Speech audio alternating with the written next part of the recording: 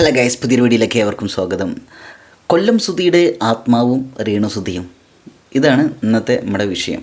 ഈ വിഷയം എടുക്കാനുള്ള കാരണം എന്താ വെച്ചാൽ, ഞാൻ ഒരു 5-6 വീഡിയോസ് കണ്ട് രേണുസുധിയായിട്ടുള്ള ഏറ്റവും അവസാനത്തെ ഇൻ്റർവ്യൂ ഉണ്ടല്ലോ, രേണുസുധിയുടെ ഭർത്താവ് പാസ്റ്റർ ബിനു ആണ് എന്നൊക്കെ പറഞ്ഞിട്ടുള്ള ഒരു സംഗതി ഉണ്ടായിരുന്നല്ലോ. അപ്പോൾ അതുമായി ബന്ധപ്പെട്ടിട്ട് ആളുകൾ റിയാക്ട് ചെയ്തിട്ടുള്ള കുറേ വീഡിയോസ് കാണാറുണ്ടല്ലോ. ആ വീഡിയോയിൽ വന്നിട്ടുള്ള അങ്ങനെ റിയാക്ഷൻ വീഡിയോസ് ചെയ്തിട്ടുള്ള ആളുകളിൽ കുറച്ച് പേരുടെ പേരുകൾ ഞാൻ പറയില്ല കേട്ടോ, നമ്മൾ ചെയ്യുന്ന ശരിയല്ലല്ലോ.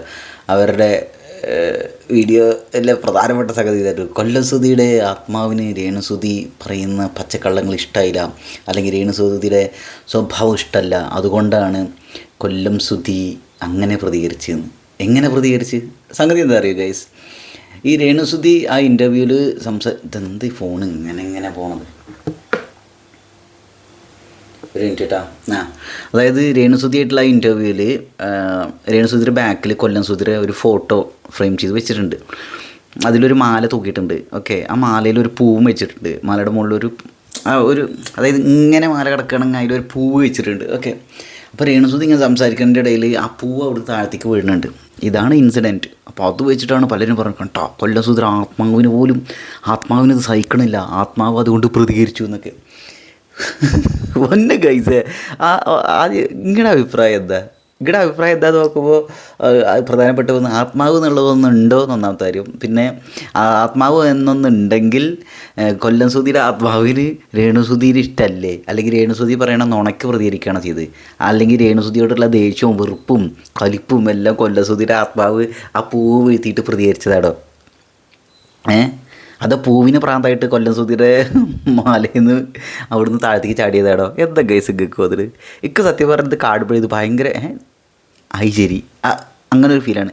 ശരിയില്ലേ, അങ്ങനെയാണ്. അതായത് നമുക്ക് പ്രത്യേകിച്ച് ഇത് വലിയ ഒന്നും തോന്നുന്നില്ല, എന്താവോ.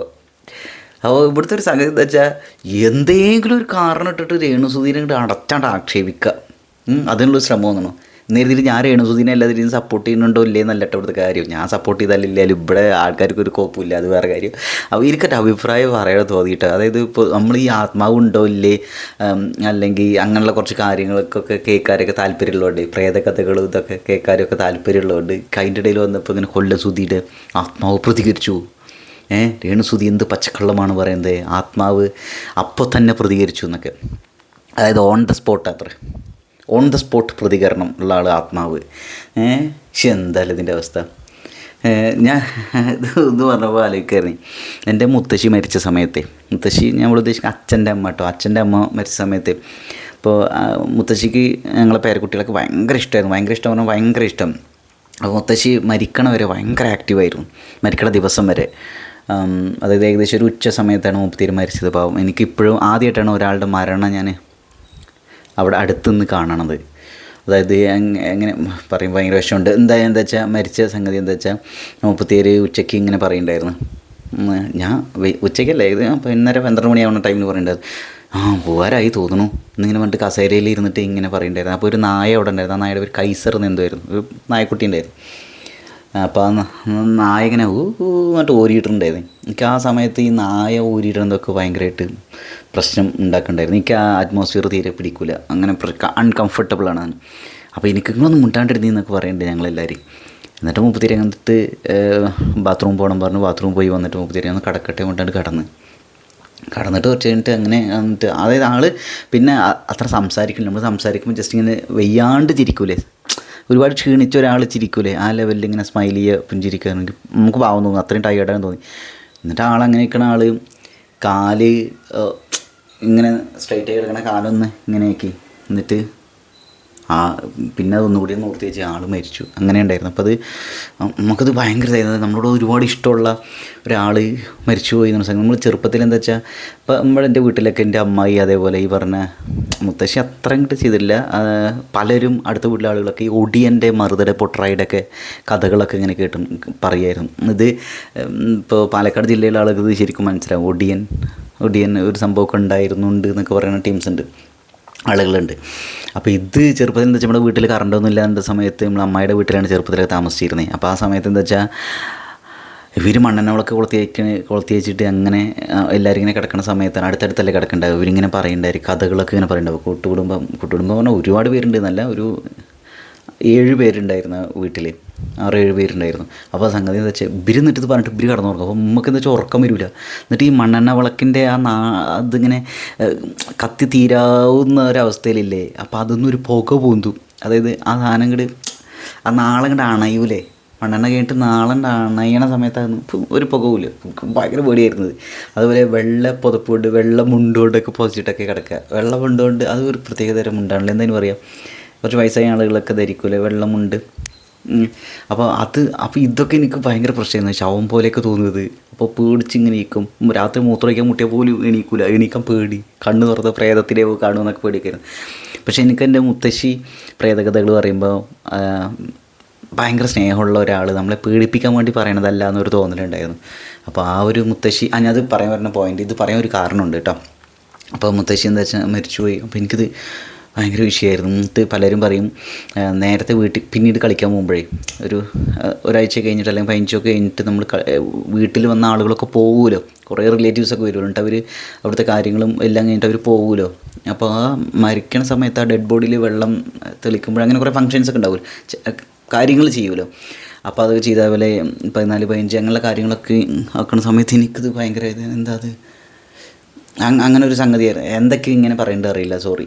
അപ്പോൾ ഏറ്റവും അവസാനം ഇവരൊക്കെ റിലേറ്റീവ്സൊക്കെ പോകുമ്പോൾ പിന്നെ നമ്മൾ ആ വീട്ടിലത്തെ ആളുകൾ മാത്രമാവില്ലേ. എന്നിട്ട് രാത്രിയൊക്കെ സമയത്ത് നമ്മൾ കളിക്കാനൊക്കെ പോകുമ്പോൾ പറയും നേരത്തെ വന്നോ, അച്ഛമ്മയുടെ പ്രേതം ഉണ്ടായിരിക്കും എന്നൊക്കെ പറഞ്ഞപ്പോൾ. അപ്പോൾ ഞാൻ ആലോചിച്ചായിരുന്നു അച്ഛമ്മയുടെ പ്രേതം അല്ലേ. മുമ്പ് എന്താ വെച്ചാൽ പ്രേതങ്ങൾ എന്ന് പറഞ്ഞാൽ എനിക്ക് ഭയങ്കര പേടിയായിരുന്നു. ഞങ്ങളുടെ ഇവിടെ കുറേ പാലമരങ്ങൾ അങ്ങനെയുള്ള പ്രേതങ്ങൾ ഉണ്ടായിരുന്ന സ്ഥലം എന്നൊക്കെ പറഞ്ഞ് ഒടിയൻ ഡാൻസ് കളിച്ചിരുന്ന സ്ഥലം എന്ന് പറഞ്ഞിട്ട് കുറേ സ്ഥലങ്ങളുണ്ട്. അപ്പോൾ ഞാൻ പറഞ്ഞു തന്ന പോയിൻ്റ് ഇതാണ്. അപ്പോൾ എനിക്ക് ഈ പ്രേതം എന്നൊക്കെ പറഞ്ഞാൽ ഭയങ്കര പേടിയായിരുന്നു ആ സമയത്ത്. ഇപ്പോഴും ഇടയ്ക്കൊക്കെ പേടിയുണ്ട്. അപ്പോൾ ഞാൻ എന്താ ഇതില്ല അത് നമ്മൾ വിചാരിച്ചാൽ ഇവിടെ ഉള്ളിൻ്റെ ഉള്ളിൽ തോന്നിട്ട് ഒരാൾ ഉണ്ട് കാണിച്ചു തരണോ എന്നുള്ളൊരു സാധനം വെച്ച് കളിക്കുകയാണ്. ഇതാണ് അവസ്ഥ. അപ്പോൾ ഞാൻ പറഞ്ഞു വന്നത്, അപ്പോൾ പ്രേതം വരും എന്ന് പറയുമ്പോൾ ഞാൻ ആലോചിക്കണേ പ്രേതമല്ലേ എൻ്റെ മുത്തശ്ശിയുടെ പ്രേതം. അപ്പോൾ ഞാൻ ആലോചിക്കണേ എൻ്റെ മുത്തശ്ശി പ്രേതമായിട്ട് വരുമ്പോൾ ലുട്ടാപ്പിയെ പോലുള്ളൊരു പ്രേതമായിരിക്കുന്നു. ലുട്ടാപ്പീനെ ആർക്കെങ്കിലും പേടിയുണ്ടോ? ലുട്ടാപ്പി പിച്ചേതുള്ള അതൊക്കെ ചെയ്തായിരുന്നു, പക്ഷെ ലുട്ടാപ്പിനെ പേടിയുണ്ട്. അപ്പോൾ ഞാൻ ആലോചിക്കുന്നത് പ്രേതമൊക്കെ സാധാരണ ജനലിൽ കൂടെ കൈയിടും, ചിരിക്കും, ദംഷ്ട്രകൾ നീണ്ടുവരുന്ന കലയ്ക്കുമ്പോൾ എനിക്ക് ആ പ്രേതം എന്നുള്ള ഒരാളോട് ആ ഒരു കൺസെപ്റ്റിനോട് ഇഷ്ടം തോന്നി തുടങ്ങിയത് അങ്ങനെയാണ്. പ്രേതമുണ്ടെങ്കിൽ ഞാൻ പറയുന്ന സംഗതി എനിക്ക് മനസ്സിലാവുന്നുണ്ട് തോന്നണോ, എനിക്ക് പറ്റണ ഒരു രീതിയിൽ എനിക്ക് എക്സ്പ്ലെയിൻ ചെയ്ത് തരുന്നു മാത്രം. അപ്പോൾ ഞാൻ ഇവിടെ ആലോചിക്കണത് ഈ കൊല്ലം സുധീര ആത്മാവ് ഉണ്ടെന്ന് വിചാരിക്കാം. പലരും ആത്മാവുണ്ട് എന്ന് വിശ്വസിക്കുന്നുണ്ട്. അപ്പോൾ അതുകൊണ്ടാണ് മരണാനന്തര ചടങ്ങുകൾ, മരണത്തിന് ശേഷമുള്ള ചടങ്ങുകളൊക്കെ അങ്ങനെ കാര്യങ്ങളൊക്കെ ചെയ്യും. എനിക്ക് തോന്നുന്നത് കൊല്ലം സുധീര ആത്മാവിന് നമുക്കിതൊന്നും പറയാൻ പറ്റില്ല, വെറുപ്പ് എന്തായാലും രേണുസുധീർ തോന്നൂല എന്നാണ് എൻ്റെ വിശ്വാസം. അതായത് പ്രോഗ്രസീവ് ആയി ചിന്തിക്കുന്ന ആത്മാവാണ് കൊല്ലം സുധിയുടെ ആത്മാവെങ്കിൽ ഒരിക്കലും രേണുസുധി ഇതുവരെ ചെയ്ത, നമുക്ക് സോഷ്യൽ മീഡിയയിൽ നിന്നൊക്കെ കിട്ടിയ ഇൻഫർമേഷനൊക്കെ വെച്ചിട്ട് രേണുസുധി ഇതുവരെ ചെയ്തിട്ടുള്ള കാര്യങ്ങളില്ലേ, നമ്മളറിഞ്ഞ കാര്യങ്ങൾ, ആ കാര്യങ്ങളോട് രേണുസുധിക്ക് ദേഷ്യമോ വെറുപ്പോ തോന്നൂല എന്നാണ് എനിക്ക് തോന്നുന്നത്. അങ്ങനെ കൊല്ലം ആത്മാവ് ഉണ്ടെങ്കിൽ അപ്പോൾ പിന്നെ ആ പൂവ് അവിടെ വീഴ്ത്തിയിട്ടത് അഥവാ വീഴ്ത്തിയിട്ടതാണെങ്കിൽ അത് ദേഷ്യം കൊണ്ടാവുമെന്ന് എനിക്ക് തോന്നുന്നില്ല.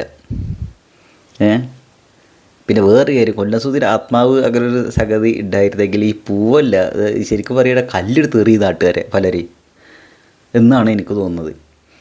അപ്പോൾ എനിക്കിപ്പോൾ എന്തതിൽ പറയേണ്ടത് അറിയില്ല. കൊല്ലം സുധീര ആത്മാവ് സ്വന്തം ഭാര്യ സന്തോഷിക്കുന്നതും മക്കളെ നോക്കുന്നതും കഷ്ടപ്പെടുന്നതും അവർക്കിഷ്ടമുള്ള കാര്യങ്ങൾ ചെയ്യുന്നതും അവർക്ക് പാഷനേറ്റായിട്ടുള്ള മേഖലകളിൽ ഇടപെടുന്നതും അവർ നൃത്തം ചെയ്യുന്നതും അല്ലെങ്കിൽ ഷോർട്ട് ഫിലിമിൽ അഭിനയിക്കുന്നതൊക്കെ സന്തോഷമല്ലേ ഉണ്ടായിരിക്കുക അല്ലേ? പുരോഗമനപരമായ ഒരു ഭർത്താവാണെങ്കിൽ, പ്രോഗ്രസീവായ ഒരു ഭർത്താവാണെങ്കിൽ തീർച്ചയായും ഭാര്യയുടെ സന്തോഷത്തിന് പ്രാധാന്യം കൊടുക്കല്ലേ ചെയ്യാം. അല്ലാണ്ട് അവരിപ്പോൾ പലരും പറഞ്ഞു തോന്നിയാസം കാണിക്കണമെന്ന്. എന്ത് തോന്നിയാസം കാണിക്കണമെന്ന് പറയണത്? ഡാൻസ് കളിക്കണത്, അവർക്ക് ഇഷ്ടമുള്ള മേഖലകളിൽ ജോലി ചെയ്യുന്നതോ ഇതൊക്കെയാണോ? കുട്ടികളെ നോക്കുന്നതോ ഇതൊക്കെയാണോ അവർ ചെയ്യുന്ന തോന്നിയാസം എന്ന് പറയുന്നത്?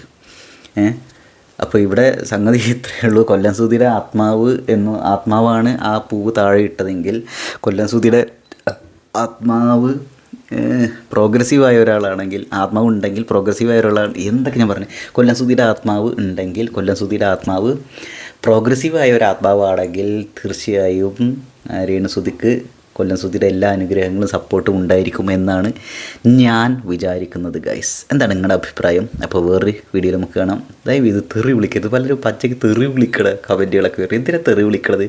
നിങ്ങൾക്ക് നിങ്ങളുടെ അഭിപ്രായം പറയും, ഞാൻ എൻ്റെ അഭിപ്രായം പറയണം, അത്രേ ഉള്ളൂ. നമുക്ക് അഭിപ്രായ വ്യത്യാസമൊക്കെ ഉണ്ടാകും, പക്ഷേ സ്നേഹം ഇല്ലാണ്ടാവില്ലല്ലോ.